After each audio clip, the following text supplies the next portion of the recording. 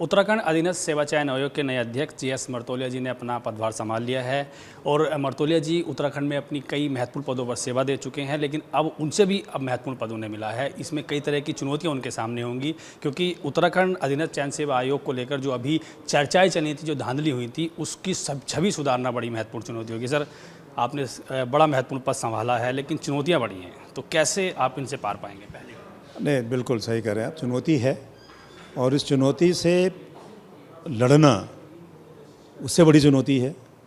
और उससे बड़ी चुनौती है कि हम इस अधीनस्थ कर्मचारी चयन आयोग का विश्वास लोगों में फिर पैदा करें। इसके लिए हम कोशिश करेंगे और बिल्कुल कोशिश होगी, और अगर आदमी सही मन से और पूरी ईमानदारी से कोई काम करेंगे तो उसमें सफलता भी मिलेगी और हम दोबारा विश्वास कायम करने में सफल भी होंगे। सर, उत्तराखंड के ही आप हैं और उत्तराखंड के लोगों को महत्वपूर्ण नौकरी देने में यूके बड़ी महत्वपूर्ण भूमिका निभाता है। जो अभी ये छवि बनी है, युवा बड़े परेशान हो गए हैं। वो अब ये चाह रहे हैं कि कैसे हम विश्वास करें कि अच्छे लोगों को ही नौकरी मिलेगी। तो आप मैसेज क्या देंगे उन युवाओं के लिए कि अब पारदर्शिता ही होगी इन सभी एग्ज़ाम में? देखिए, मैं वैसे भी यूथ से बहुत कनेक्ट करता हूँ, उनसे बहुत मिलता हूँ। मैं लॉकडाउन में भी लोग वॉलीबॉल के माध्यम से मैं यूथ से मिला था। मैं लोगों को ट्रेनिंग कराता था, लोगों को पढ़ाता था और लोगों को आर्मी के लिए कैसे दौड़ना है, पुलिस में भर्ती कैसे होनी है, कैसे एग्ज़ाम देना है, इन सब की ट्रेनिंग में लगातार कराता रहा हूँ।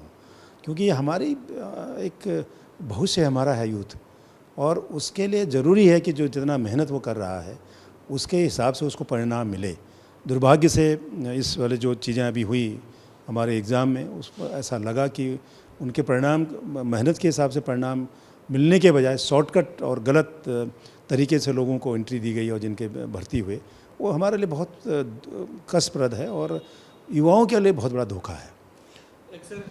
कुछ अध्याचन जो अभी एग्ज़ाम होने थे वो तो अब यूके से चले गए हैं आयोग को, लेकिन अभी कुछ नियुक्तियां होनी हैं, तो उनके लिए क्या आप टाइम बाउंड को तैयार करेंगे कि जो पिछली एग्ज़ाम हो गए हैं उन लोगों की नियुक्ति हो जाए? अभी हमें बहुत लोग मिले बाहर, उन्होंने हमें कहा कि आप ऐसे पूछ लीजिएगा, तो ये चीज़ें आपको लग रहा है कि उसके एक टाइमलाइन तैयार कर लें, उतने समय में उन लोगों को नियुक्ति मिल जाए?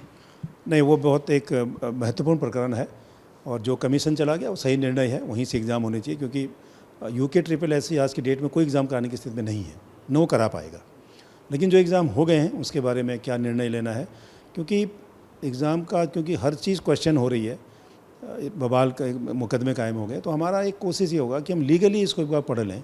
क्योंकि जो उसकी एजेंसी है जिन्होंने एग्ज़ाम कंडक्ट कराया वो शुरू से लेकर अब तक एक ही है, तो कल कोई और लीगल कॉम्प्लिकेशन ना हो तो हम लोग ज़रा अपने एक्सपर्ट से बात करेंगे अपने लीगल ओपिनियन लेने के बाद, और हमारी कोशिश होगी कि एक सकारात्मक पहल उसमें हो और उसका परिणाम निकालने के ऊपर एक सही दिशा में एक निर्णय लिया जा सके। कोशिश जिस कुर्सी पे अभी आप बैठे हैं, पदभार संभाला है, ये बड़ी चुनौती भरी है।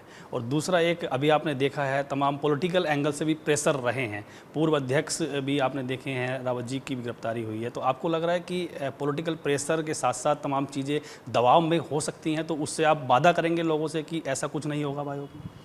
नहीं, पॉलिटिकल प्रेशर एक बड़ी भारी चीज़ आपने कह दी, ऐसा नहीं है।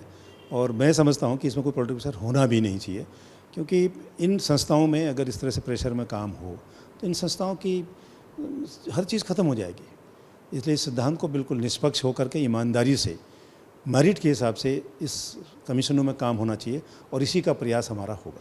ऐसा कि थोड़ा वक्त लगेगा चीज़ें सुधारने में, लेकिन आप फिर भी बिल्कुल टाइम पे लाने के लिए चीज़ों कितना वक्त लेते हैं? कब तक अब अध्याचन आपके पास आने शुरू होंगे? कब से अब एग्ज़ाम कराने के लिए पूरी तरह से परिपक्व हो जाएंगे? ये इस पूरे टाइम में कितना वक्त अभी मान के चल रहे हैं? अब देखिए, जो अभी एग्ज़ाम पब्लिक सर्विस कमीशन कर रही हैं उसका तो अभी उनका टाइम होगा, लेकिन हमारी कोशिश ये होगी कि हम बहुत जल्दी इस कमीशन की छवि को सुधार करके लोग ये कहें कि नहीं साहब, कमीशन अब इस एग्ज़ाम को करा सकते हैं और इन पर हमको विश्वास है। इस कोशिश को बनाए रखने में, इस भरोसे को बनाए रखने में हमारी कोशिश होगी, बहुत जल्दी इसमें हम लोग काम करेंगे। धन्यवाद सर, एबीपी गंगा के साथ बातचीत करने के लिए। आप जीएस मर्तोलिया थे जो आयोग के नए अध्यक्ष बने हैं। उनका साफ कहना है कि आयोग में कुछ चुनौतियां जरूर होंगी, लेकिन बहुत जल्द ही शासन से जो अध्याचन आयोग को मिलने शुरू होंगे उसके लिए तैयारी की जाएंगी। यानी कि ये साफ कहा सकता है कि अब टाइम बाउंड होगा, पारदर्शिता होगी और युवाओं को ये भरोसा उन्होंने दिलाया है कि अब किसी भी तरह की कोई गड़बड़ी आयोग के माध्यम से परीक्षाओं में नहीं कराई जाएगी।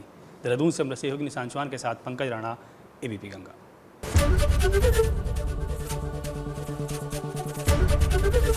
एबीपी गंगा, खबर आपकी, जुबान आपकी।